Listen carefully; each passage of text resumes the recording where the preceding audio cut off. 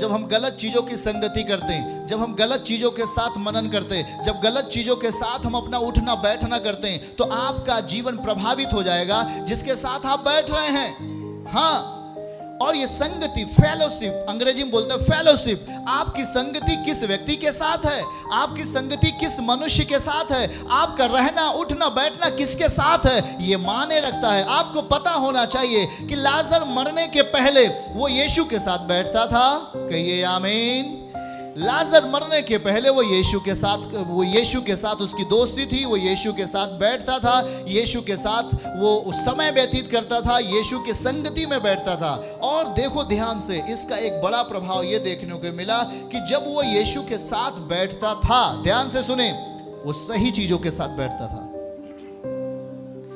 लाजर सही चीजों के साथ संगति करता था, सही व्यक्ति के साथ संगति करता था, जो दिखने वाला यीशु था, वो दिखने वाला जीवन था, वो चंगा करने वाला जीवन था, वो छुटकारा देने वाला, चंगाई देने वाला एक जीवन था जो दिख रहा था। और लाजर उसके साथ संगति करता था, यहां तक पूरा परिवार। और इसलिए ध्यान से देखें, जब आंधियां आती हैं, तूफान आया, विपत्तियां आई, और एक समय आया कि लाजर बीमार हुआ और वो मर गया। पर ध्यान से देखो, उसके पहले वो किसके साथ बैठता था? यीशु के साथ में। वो प्रभु के साथ बैठता था, वो परमेश्वर के साथ समय व्यतीत कर रहा था। इसलिए बाइबल कहती है कि जब वो मर गया तो लाजर फिर से जिंदा हुआ। इसका कारण था कि वो मसीह के साथ संगति करता था। आप जब भी मसीहत के साथ होते हैं, आप जब भी यीशु के साथ समय व्यतीत करते हैं, और जब आप यीशु के साथ ईमानदारी से होते हैं, उसके अभिषेक में होते हैं, सही व्यक्ति के साथ आप उठते हैं, सही व्यक्ति के साथ आपका समय व्यतीत होता है, सही व्यक्ति के साथ आप समय गुजारते हो, तो ध्यान से सुनो, उस सही व्यक्ति के अंदर का मटेरियल आपके जीवन को सही करेगा। कहिए आमीन। आमीन। वो आपको सही करेगा। हालेलुया। परमेश्वर के प्रिय लोगों, ध्यान से सुनो। अब पढ़ेंगे जैसे नीति वचन अध्याय 27 उसके 17 पद को हम देखें। आप अपने ध्यान से देखें और अपने कॉपी पे नोट करते हुए चलें। हम बाइबल को पढ़ेंगे, नीति वचन अध्याय 27 उसका 17 पद नोट कॉपी के अंदर। और बाइबल के वचनों को समझना है, आपके जीवन को सही मार्ग में लेके जाएगा। बाइबल कहती है जैसे लोहा, देखें बाइबल को, वचनों को देखें, जैसे लोहा लोहे को चमका देता है, वैसे ही मनुष्य का मुख अपने मित्र की संगति से चमकदार हो जाता है। हालेलुया। आपको यह वचन आज छुड़ाने वाला है बीमारियों से। आमीन बोले। आज आपकी इच्छाएं इन वचनों पे नहीं है, परंतु परमेश्वर की इच्छा है। और यहां बाइबल स्पष्ट समझा रहा है कि जैसे लोहा लोहे को चमका देता है, लोहा लोहे को चमकाएगा। लोहा दोनों है, लोहा लोहे को चमकाता है, मतलब एक तरफ लोहा दूसरी तरफ लोहा। पर फर्क यह है कि जो दूसरा लोहा है वो शायद जंग में है, पर जो अगला एक लोहा और है वो चमकदार है, वो शक्तिशाली है दूसरों को सही करने के लिए। और कहती है कि लोहा लोहे को चमका देता है। जब लोहा सही लोहे के साथ में आएगा, आमीन बोले, जब लोहा सही लोहे के साथ में संगति करेगा तो वो लोहा भी चमकने लगेगा। क्योंकि पहले लोहा ने जिसके अंदर बीमारी थी, उदाहरण के लिए जिस लोहे में जंग लग चुका था, जिस लोहे में मोर्चा लग चुका था, उसने चाहा कि मैं अच्छी संगति करूं। उसने निर्णय लिया एक अच्छी संगति करने का। उसने निर्णय लिया कि मैं अब उस व्यक्ति के साथ संगति करूंगा जो चमक रहा है आत्मा में। विश्वासी ध्यान से समझे प्लीज।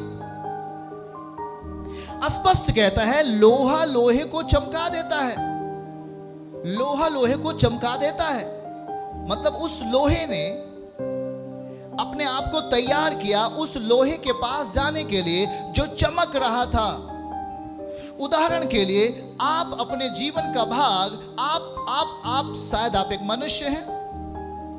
मनुष्य है तो सब बातें समझते हैं, मनुष्य।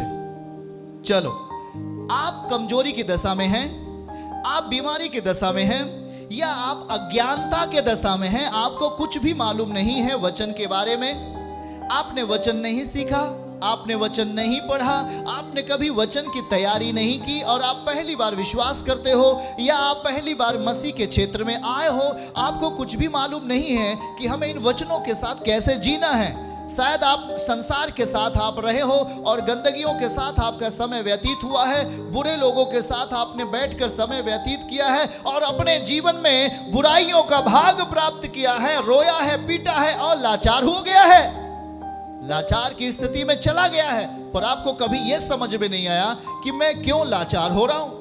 एक दारू पीने वाले के साथ मैं संगति कर रहा हूं तो वो भी व्यक्ति दारू पीने लगता है। जब एक चोरी करने वाले के साथ वो व्यक्ति चोरी करता है तो वो भी चोरी करने वाला व्यक्ति बन जाता है। जब एक व्यक्ति व्यभिचार करने वाले के साथ बैठता है और वो व्यभिचार करने वाले की बातों को अपने जीवन में प्रभावशाली रीति से आने देता है तो वो भी व्यभिचार करने वाला व्यक्ति बन जाता है। पर ध्यान से देखो, ये एक समर्पण की एक कला है, एक समर्पण का एक तरीका है। और जब आप समर्पण होते हैं वचनों के प्रति तो आपको बाइबल समझा रही है कि अगर आप अपने जीवन को बदलना चाहते हो, अगर अपने जीवन को सही करना चाहते हो तो आपको एक ऐसे लोहे के पास जाना होगा जो आत्मा में उन्नति है। आमीन बोलो। जो आत्मा में तेज है, जो आत्मा से भरा हुआ है, जो आत्मिक अनुभवों के साथ जी रहा है, जो आत्मिक समृद्धि के साथ जी रहा है, जो आत्मिक मजबूताई की अवस्था में जी रहा है, जो स्पिरिट के साथ चल रहा है, हमें उस लोहे की जरूरत है और हमें उस लोहे की संगति में आ जाना है। तब देखो, आप कितने भी आपके जीवन में जंग लगा हो, बीमारियों का जंग, आपके जीवन में कितने ही समस्याओं का जंग लगा हो, आपके जीवन में कितने ही ईर्ष्या का जंग, आपके जीवन में कितने ही व्यभिचार का जंग, आपके जीवन में गरीबी का जंग, कुछ भी जंग लग गया है, पर आपको जरूरत है एक चमकीले लोहे के पास आने की। आमीन बोलो, हालेलुया। ये आपको देखना पड़ेगा मेरे प्रियो, क्योंकि ध्यान से सुने, आपकी संगति एक अच्छे माहौल में होनी चाहिए। आज बहुत सारे लोग गलत संगतियों में गए, आज वो कठोर हो गए। हां, ध्यान से सुनो,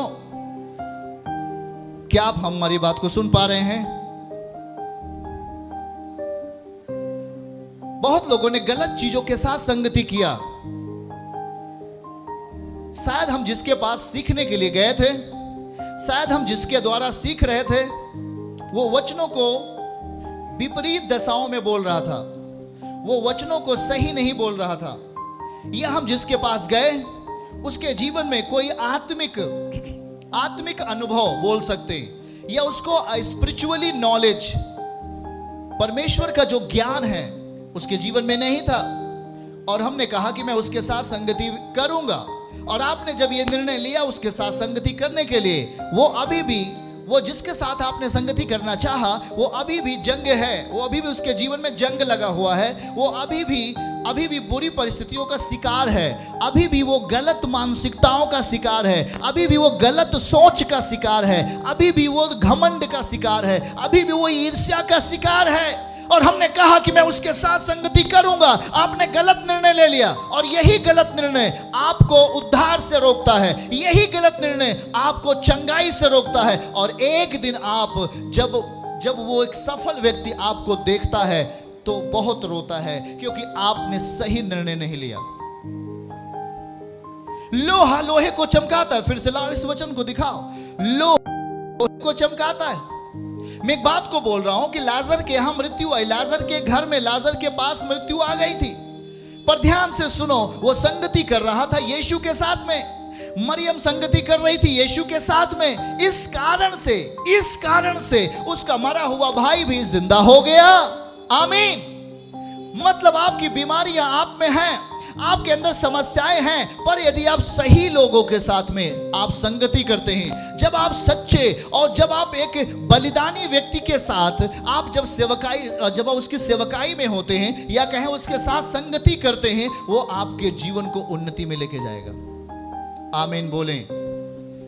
आपकी चंगाई आपकी संगति के आधार पे है, और आपका बढ़ोतरी, आपका आत्मिक बढ़ोतरी आपके संगति के आधार पर ही होगा। आप किस सेवकाई के साथ अपनी संगति देना चाहते हैं, आप किस सेवकाई के नियंत्रण में अपने आप को देना चाहते हैं।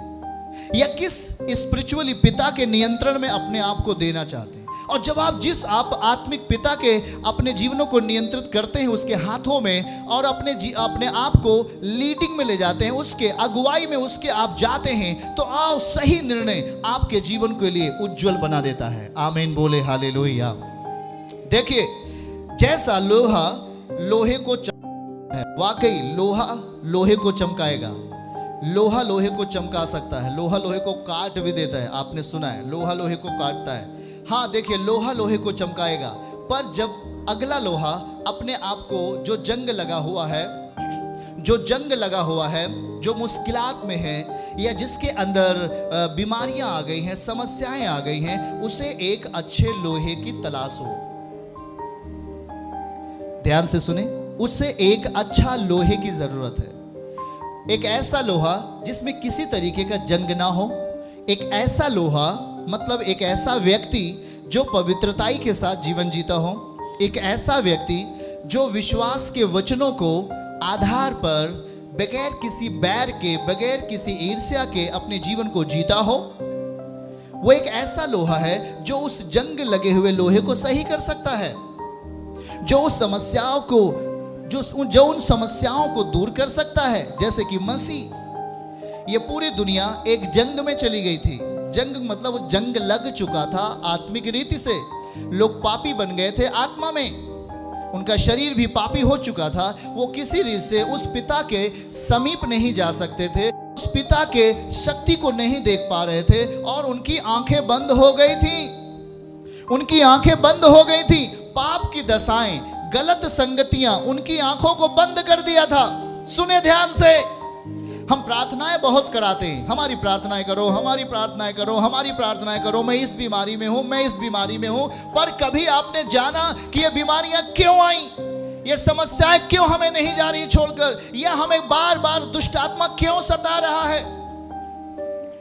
क्योंकि हमारी मानसिकताएं, हमारे सोच और विचार गलत चीजों के साथ में हो गया। अब हम एक ऐसे लोहे के साथ में संगति करते हैं जो पूरी तरीके से जंग लगा हुआ लोहा है। वो आत्मा में मरा हुआ व्यक्ति है, उसके पास केवल दिखावटी बातें हैं, उसके पास केवल दिखावटी भाषाएं हैं, उसके पास फल नहीं है। इसलिए आत्मा ने, यीशु ने समझाया, किसी व्यक्ति को पहचानने के लिए वो बुरा है या अच्छा है, उसके फल से जानो। उसके फल से, प्रभु ने कहा तुम उसके फल से पहचानोगे, क्योंकि अंतिम समयों में बहुत सारे बुरे लोग आपके निकट आएंगे और कहेंगे मैं मसीह हूं। वो कहेंगे मैं बहुत अच्छा हूं, मैं उस व्यक्ति से अच्छा हूं, मैं उस व्यक्ति से अच्छा हूं, लोग कहेंगे। आज ध्यान से सुनो, बहुत सारे लोगों ने अपने आप को अच्छा बनाने के लिए दूसरों को बुरा कहा, अपने आप को ग्रेट साबित करने के लिए अगले आदमी को कहा ये अच्छा नहीं है। उन्होंने इस स्वभाव में बात किया अपने आप को महान बनाने के लिए। ध्यान से सुने वचनों को। उसने कहा वो व्यक्ति अच्छा नहीं है, वो व्यक्ति अच्छा नहीं है, आप मेरे पास आओ। उन्होंने उस व्यक्ति को तुच्छ जाना और अपने आप को ग्रेट बनाने के लिए। आप जानते हैं कि जो ये बातें कही जा रही हैं उस व्यक्ति के द्वारा, वो व्यक्ति मरा हुआ है। जिसने कहा वहां सही नहीं है, जिसने कहा वो व्यक्ति ठीक नहीं है, जिसने कहा वहां सब कुछ अच्छा नहीं है, जिसने कहा वहां सब कुछ बेहतर नहीं है, वो व्यक्ति मरा हुआ है। वो एक गलत परिस्थिति का शिकार हो गया है, वो एक गलत वातावरण का शिकार बन चुका है, वो एक जंग लगा हुआ लोहा है। वो खुद दूसरों को चमका नहीं सकता जब तक वो स्वयं नहीं चमकेगा। परमेश्वर के प्रिय लोगों, वैसे ही बाइबल कहती है, वैसे ही मनुष्य का मुख, जल्दी से 27:17, वैसे ही मनुष्य का मुख अपने संगति से चमकदार हो जाता है। अपने मित्र, इसका मतलब है हमें एक अच्छे मित्र की जरूरत है। सब लोग हाथों को उठा के बोलो, हमें एक अच्छे मित्र की जरूरत है, हमें एक अच्छे सिखाने वालों की जरूरत है, हमें एक अच्छे और पवित्रताई में चलने वाले, हमें एक समर्पित व्यक्ति की, हमें एक जिसके ऊपर कॉलिंग है, जिसके ऊपर बुलाहट, एक ऐसे व्यक्ति की हमें जरूरत है जिससे हम सीख सकें, जिससे हम सीख सकें। बातों को ध्यान से समझिए, हालेलुया।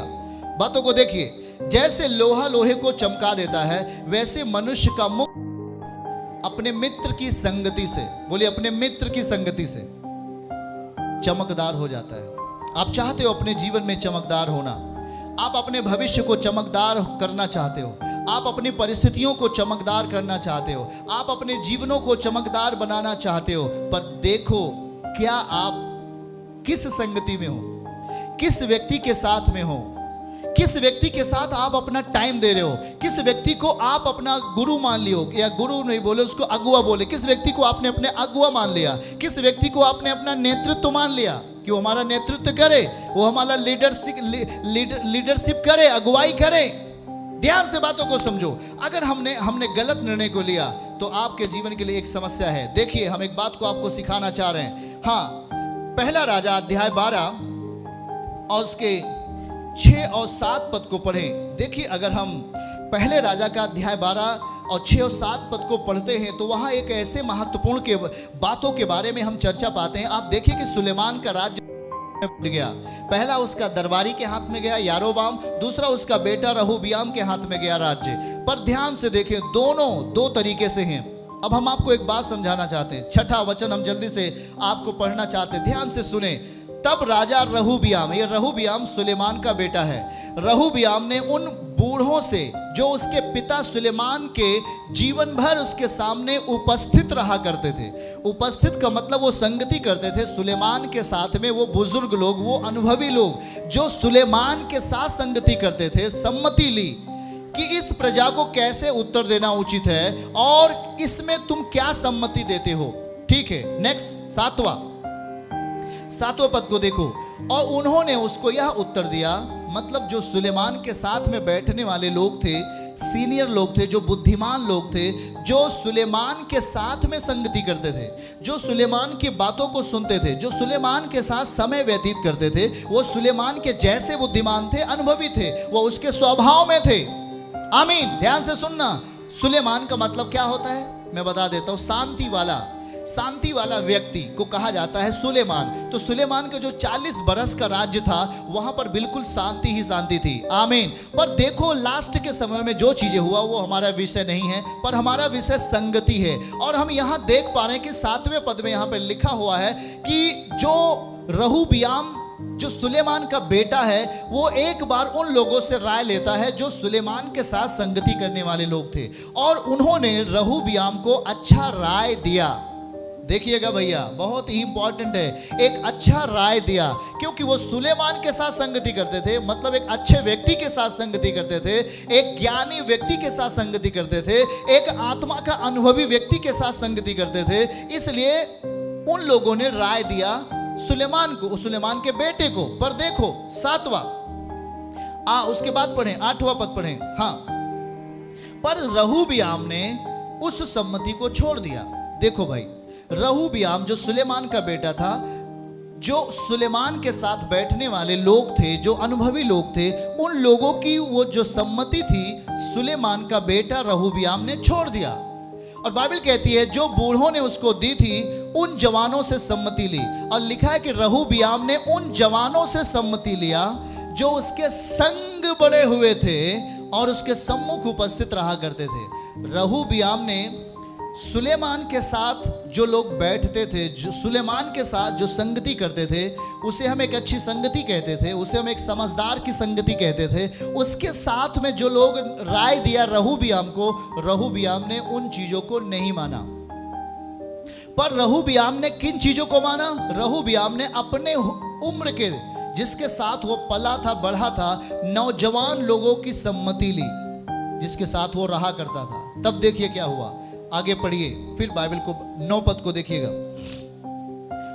और देखिए वहां पे क्या लिखा हुआ है कि जब उसने पूछा मैं प्रजा के लोगों को कैसा उत्तर दूं, तो उसमें से सम्मति देते हो। उन्होंने ना तो मुझसे कहा कि जो जुआ तेरे पिता ने हम पर डाल रखा है तो उसे हल्का कर। देखिए अब देखिए, जब रहूबियाम ने सुलेमान के साथ, उसके पिता के साथ जितने लोग संगति करते थे, जितने लोग बैठते थे, उसकी ओर से जो राय सुलेमान के लिए आया वो बहुत बेहतर था। पर सुलेमान का पुत्र रहूबियाम ने उन चीजों को नहीं माना। और वो किन चीजों की संगति को माना? वो नौजवान लोग जो उसके साथ पले थे, बढ़े थे, वो उन लोगों की संगति को माना। और इसके कारण, ध्यान से सुनिए, इसके कारण वो एक बड़े समस्या का शिकार हुआ, एक बड़े समस्या का। मैं कहना चाहता हूँ एक बड़े समस्या का शिकार हुआ, और वहाँ बाइबल उसको आप पढ़ लीजिएगा उसके आगे, और वहाँ पे लिखा हुआ है कि वो जल्दी ही वो राज्य खत्म कर दिया गया, क्योंकि उसने जो संगति का असर था सुलेमान का, उनकी बातों को नहीं माना, और उन्होंने बुरी चीजों को, जो लोग बुरे थे, जो लोग नौजवान लोग थे, उनकी संगति को माना, और इसलिए वो टूट गए।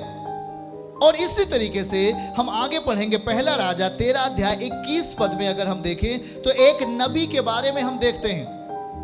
13 के 21 में हम एक ऐसे नबी के बारे में पढ़ रहे होते हैं जो परमेश्वर के रहता था, जो प्रभु के साथ रहता था, और परमेश्वर ने उसे एक वचन दिया था। क्या वचन दिया था? परमेश्वर के उस जन को जो यहूदा से आया था पुकार कर कहा, परमेश्वर कहता है इसलिए कि तूने यहोवा का वचन न माना, जो आज्ञा तेरे परमेश्वर ने तुझे दी थी उसे भी नहीं माना। वो राजा ने नहीं माना।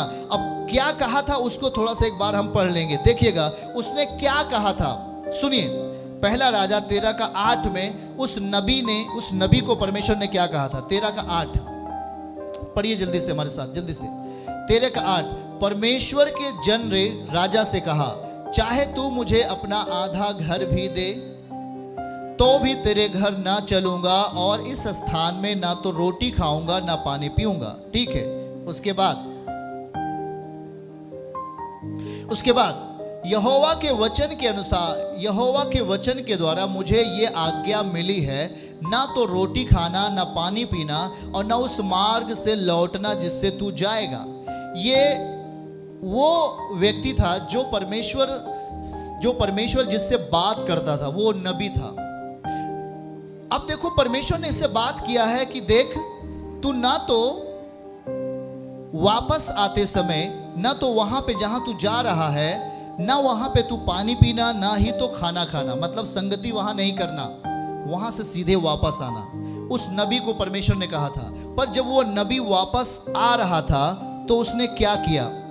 13 का 19 पद को पढ़िए। 19 में क्या लिखा है? वो नबी जो परमेश्वर का नबी था, वो जब वापस आ रहा था रास्ते में क्या किया?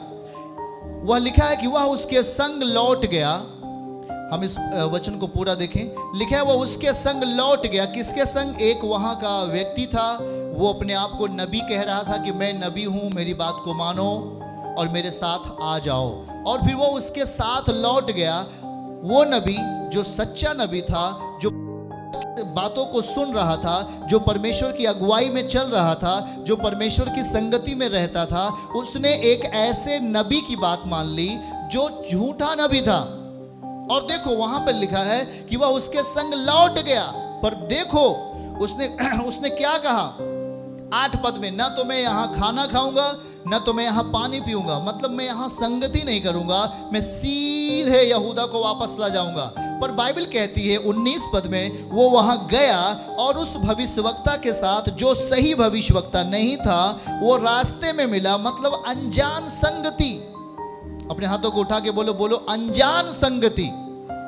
अनजान, जिसको वो जानता भी नहीं है, ऐसी संगति को वो सच्चा जो नबी था वो वहां पे करने लगा। अनजान संगति मतलब जब आप अनजान लोगों के साथ संगति करते हैं, जिसको आपने पहले कभी देखा नहीं है, जिसको पहले कभी आप जाना नहीं है, वो अचानक आपके सामने आता है और कहता है कि मैं आपका ये हूं, मैं भी एक नबी हूं, मैं भी ये हूं, मैं भी वो हूं, मेरी बात मानो। और आप तत्काल उसकी बात को अगर मानते हैं तो यहां पर यह रिजल्ट आएगा, यह प्रतिफल आपको मिलेगा। देखिए ध्यान से, उसने कहा जिसे वो जानता ही नहीं था, उसके साथ बैठकर वो उसके घर में खाया पिया।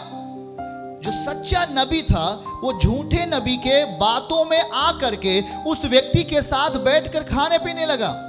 और बाइबल कहती है कि रास्ते में वो जा रहा था और सिंह उसे मिला और उस व्यक्ति को फाड़ दिया। परमेश्वर वहां पर एक सिंह को भेजा और जो गलत संगति किया था जो नबी, उसको फाड़ दिया। इंपॉर्टेंट, महत्वपूर्ण है भाई। वही आज हम अब सीख रहे हैं कि सही संगति हमारे लिए कितना लाभदायक है, गलत संगति हमारे लिए कितना खतरनाक है। और हम बिलीवर्स, हम विश्वासी इस बात को समझ नहीं पाते। जहां मन में आया झोला उठाया चल दिया, जहां मन में आया चल दिया। क्या आपने कभी सोचा कि अगर हम गलत संगति करेंगे तो वचन के अनुसार हम पर क्या प्रभाव पड़ेगा। अगर हमने गलत लोगों के साथ समय बिताया, गलत लोगों के साथ हम बैठे, तो यहां देखो जो सच्चा नबी था परमेश्वर का, परमेश्वर जिससे बात करता था, उसने गलत निर्णय लिया। उसने गलत निर्णय लिया। और वो जिस अनजान व्यक्ति के साथ जो अपने आप को नबी कहता था, जो अपने आप को कुछ कहता था कि मैं भी कुछ हूं, उसके साथ वो चला गया। पर उसने कहा क्या था कि मैं रास्ते में कहीं नहीं रुकूंगा, परमेश्वर ने मुझे आदेश दिया है। वाकई परमेश्वर ने उस व्यक्ति को आदेश दिया था कि तू रास्ते में कहीं नहीं रुकना, सीधे तू वापस जाना। पर देखो रास्ते में क्या हो रहा है। वचन को तोड़ने वाला, आपको खराब करने वाला, आपको गलत रास्ते पे लेके जाने वाला शैतान किसी न किसी व्यक्ति के अंदर हुकूमत कर रहा होता है, और वो आपको रास्ते से ही बर्बाद करना चाहता है। वो आपको प्रतिफल में नहीं जाने देता है, वो आपको सफलताओं में नहीं जाने देता है। उसको मालूम है कि यदि ये वचन को पूरा करेगा ये सफलताओं में चला जाएगा, अगर ये वचन को पूरा करेगा ये चंगा हो जाएगा, अगर ये उस अभिषेकित सेवकाई में रहेगा ये आशीषित हो जाएगा, अगर ये अभिषेकित कलीसिया में बना रहेगा ये चंगा हो जाएगा। पर वो आपको अलग करेगा अभिषेक से, वो आपको अलग करेगा झुंड से। कौन से झुंड से? उस अभिषेक के झुंड से, उस महिमामय झुंड से शैतान आपको अलग करेगा, और आपको बीच रास्ते से ही आपको गलत संगति देने का विचार करेगा। हालेलुया। संगति, सब लोग बोलिए संगति हमारे जीवन का महत्वपूर्ण भाग है।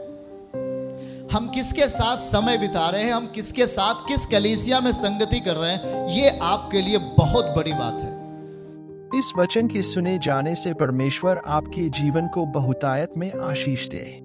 आमीन। आप हमारे चैनल को सब्सक्राइब करें और वीडियो को लाइक करें और दूसरे के पास शेयर करें।